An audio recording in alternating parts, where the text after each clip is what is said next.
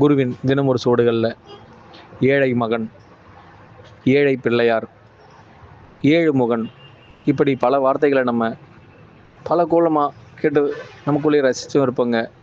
உண்மையான வார்த்தையை உணர்ந்த பல பேர் இந்த ஏழைங்கிற வார்த்தைக்கு என்ன அர்த்தம்னு இதுவரை யாருக்குமே தெரியாதுங்க. எதற்கும் துணிந்தவன் அப்படின்னு வார்த்தையை சொல்லலாமா? இது எப்படிங்க அதுக்கு ஈடாகும்? ஏழைன்ற வார்த்தையே ஒன்றும் இல்லாதவன்ற வார்த்தை தாங்க. உண்மையிலே இந்த வார்த்தையை சொல்லும்பொழுது கூட ஒரு முகசுரிப்பு தான் வருதுங்க. ஏழைன்றவனுக்கு எதுவுமே இல்லைன்ற அர்த்தம் எப்பேற்பட்ட அர்த்தமாக இருக்குது பாருங்களேன். உங்களுடைய வாழ்க்கையில் துதியில் எல்லோருமே ஏதோ ஒன்று வச்சுக்கிட்டு தாங்க வாழ்ந்துக்கிட்டு இருக்கோம். ஆனால் இந்த ஏழை பிள்ளை யாருன்னு நிறைய இடத்துங்களில் கோவில்கள்லாம் விநாயகர்லாம் வச்சுருப்பாங்க அந்த பேரை.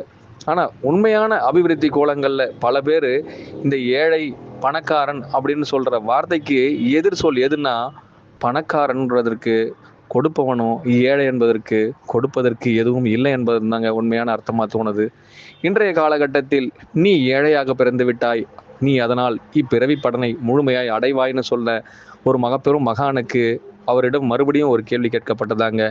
இன்றைய நாளில் நீ பிறப்பாய், இறப்பாய், என்றும் ஏழையாக இருந்து பாய், உனக்குள் இருந்து நான் அதை உரைப்பாய் என்று சொல்லி பார்த்தாராங்க.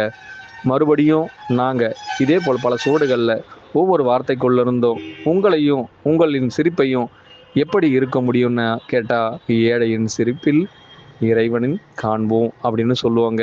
இந்த வார்த்தையின் அர்த்தம், எவன் ஒருத்தன் ஒன்றுமே இல்லாமல் இருக்கானோ அவனிடம் இறைவன் என்கிற குரு முழுமையாக இருப்பாருங்கிறத தாங்க.